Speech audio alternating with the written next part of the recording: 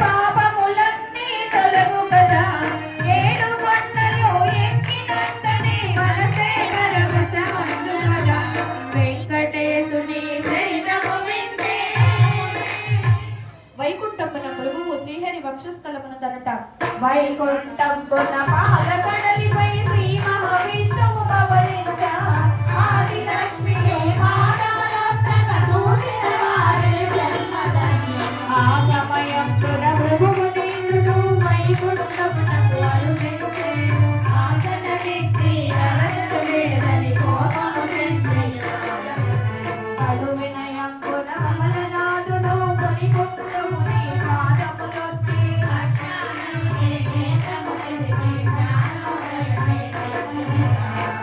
శ్రీ మహావిష్ణువుపై కోపగించి లక్ష్మీదేవి భూలోకానికి అది చూసిన శ్రీ మహాలక్ష్మి అతి కోపంతో పలికించి వైకుంఠమున వీడి వెంటనే భూలోకమునకు అరుదించే కొండలు కోనలు పర్వతములు సముద్రాలన్నీ దాటుచు భక్తజనాల శోభనమున్న గోదావరి తీరము చేరెనుగా పవిత్రమైన గోదావరి యందు కొల్హాపురమున స్థలములలో అన్నదాన నిర్మాణము చేసి జాలముద్రలో నిలిపెను తల్లి వెంకటేశుని చరితము వింటే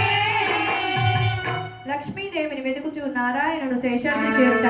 లక్ష్మీదేవి లేని వైకుంఠము కళలు తప్పి కడుమీరాయే మహాదేవిని నరచుతు స్వామి పరి పరి విధములు శోభించే సతిని వెతుకుచు నారాయణుడే పొడమికి చేరును దుఃఖముతో ఎంతవారైన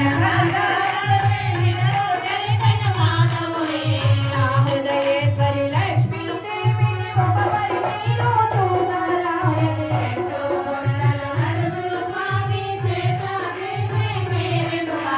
అలసి సలసి ఆదామరది నిద్రాహారము మైమరచి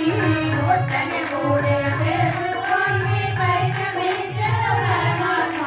వెంకటేశుని చరితము వింటే బ్రహ్మ శివుడు ఆవుగా దూడగా మారుట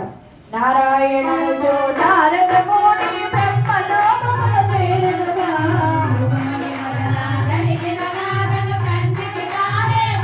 భక్తవ శంకర బ్రహ్మదేవులు లక్ష్మీ కడనే ఎదించే అలకలు మాని ఆలమింత మరి సాగరముద్రిక హరిచేసే అంతము చెందే ఆవు రూపమే ధరించెనుగా బ్రహ్మదేవుడే ముద్దుమోముతో నిండులు చూతులు తోడగ మారెన శంకరుడే తొలుతన బోటు మొక్కబులందు కొప్పున పూలు నురిమెనుగా చక్కదనాల చీరలు కట్టి కొల్లబామగా మారెనుగా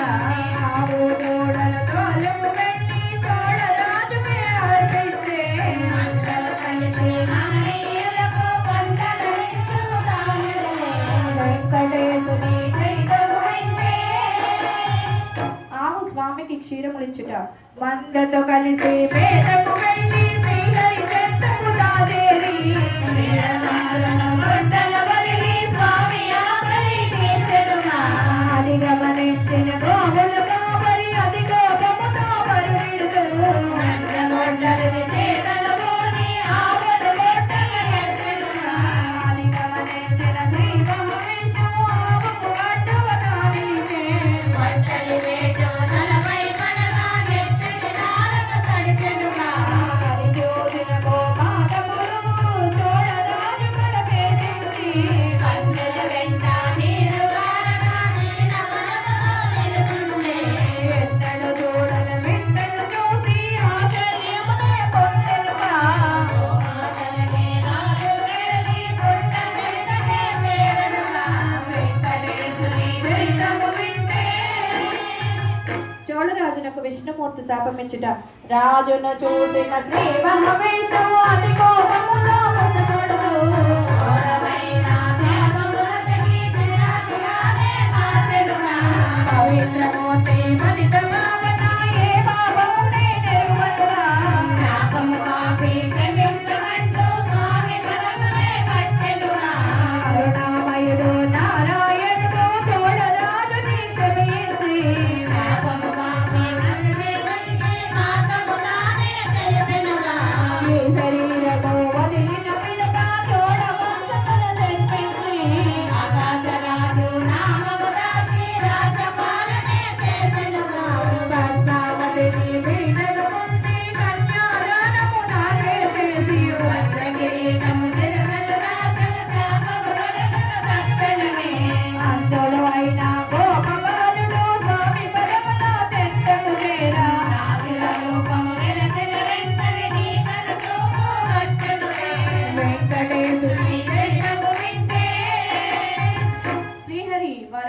స్వామిని స్థలము అడుగుట శ్రీ మహావిష్ణువు అచట